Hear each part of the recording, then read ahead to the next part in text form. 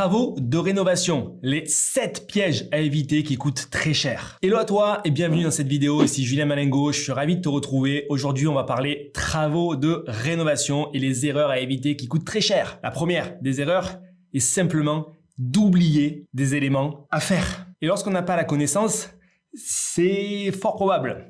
Pour ça, il faut comparer des devis entre eux, faire passer plusieurs artisans et être capable de comprendre les solutions techniques envisagées par chacun des artisans de façon à ne rien oublier. C'est-à-dire que vous devez voir quelle solution technique cet artisan recommande et celui-ci recommande et celui-là qu'est-ce qu'il dit dans l'optique de rendre un appartement décent, vivable selon la stratégie que vous avez choisie. Si vous voulez faire de la location courte durée premium, bon, il va falloir expliquer ce que vous entendez par premium à l'artisan et vous assurer qu'il a compris et qu'il vous le chiffre. Parce que s'il ne vous le chiffre pas, malheureusement, ça sera plus tard de l'argent que vous devrez rajouter.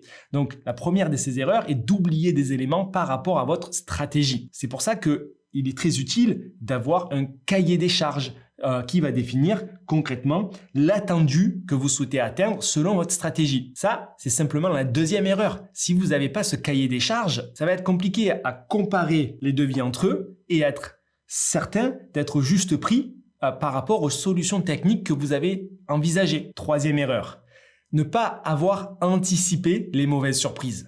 Parce qu'en rénovation, il y en a toujours. Ça arrive sur tous les chantiers. C'est pour ça que dès le départ, il faut considérer plus 10, plus 15% de budget en plus dédié aux mauvaises surprises. De budget en plus par rapport à ce qui a été chiffré et qui a été vérifié de par la comparaison entre plusieurs devis et de par la comparaison avec votre cahier des charges, les deux premières erreurs. Si mauvaise surprise il y a, vous n'aurez pas besoin de piocher dans votre poche et vous pourrez simplement rendre cet argent si, par chance, il n'y a pas de mauvaise surprise. Quatrième erreur, ne pas sélectionner le bon artisan ou la bonne entreprise. Et ça peut être dramatique. Parce qu'on a tous vu sur Capital ou Zone Interdite des chantiers abandonnés avec des artisans qui s'en vont avec la compte pour la construction d'une maison neuve ou même pour la rénovation d'une résidence principale ou d'un investissement locatif. Ça peut rapidement être dramatique. Pour éviter ce piège, il faut aller voir des chantiers proposés par l'artisan. Il faut analyser les assurances décennales et que ces assurances soient bien en lien avec les éléments effectués réellement sur le terrain. Parce que avoir une assurance décennale, oui, le plaquiste du coin, il peut l'avoir. Mais nous, ce qu'on veut, c'est l'assurance décennale pour l'électricité, pour la plomberie, pour le placo, voilà, pour les postes qui vont être travaillés par l'entreprise en question. Idéalement, on peut même aller voir un peu l'historique de cette entreprise. Il y a plein de sites internet aussi aujourd'hui qui permettent de trouver ces informations. Le mieux, c'est de parler à d'autres clients de cette entreprise. Aller voir les chantiers, c'est une chose, mais parler aux propriétaires, aux personnes qui ont engagé ces artisans, est-ce qu'ils vous les recommanderaient après X mois de chantier ensemble? C'est la solution la plus sereine.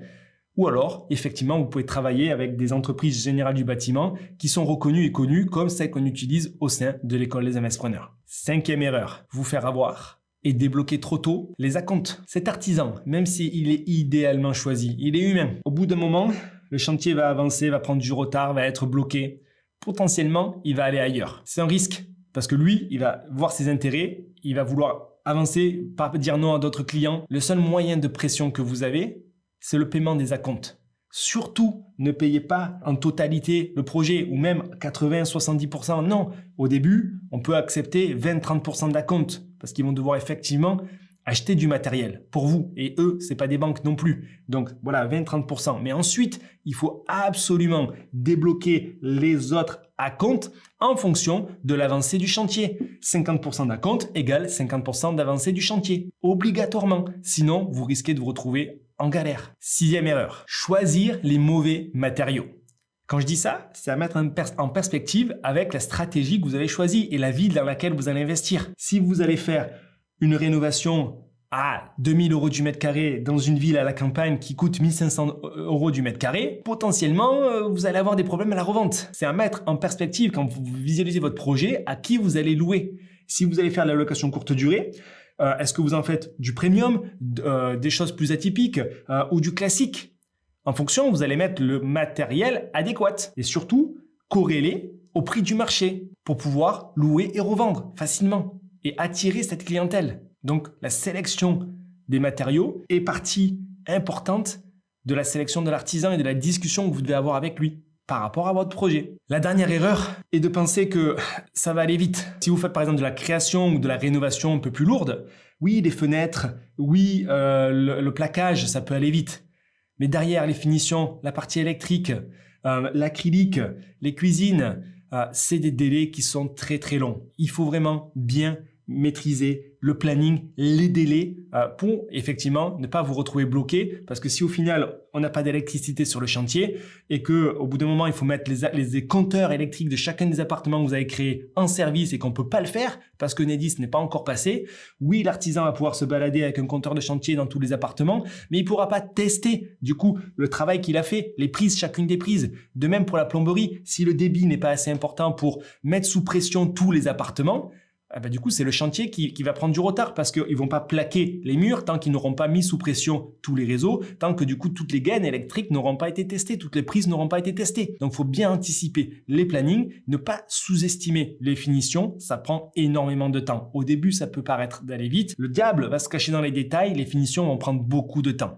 C'était Julien Malingo, j'espère que vous avez aimé cette vidéo sur les travaux. Si vous voulez aller plus loin sur les travaux, en description de cette vidéo, vous pouvez trouver des PDF qui vont vous expliquer combien ça coûte, quel type d'artisan sélectionner, nos contacts et même des références de matériel à mettre en place. Utilisez-le, téléchargez les e-books, c'est gratuit. Profitez-en, ciao ciao.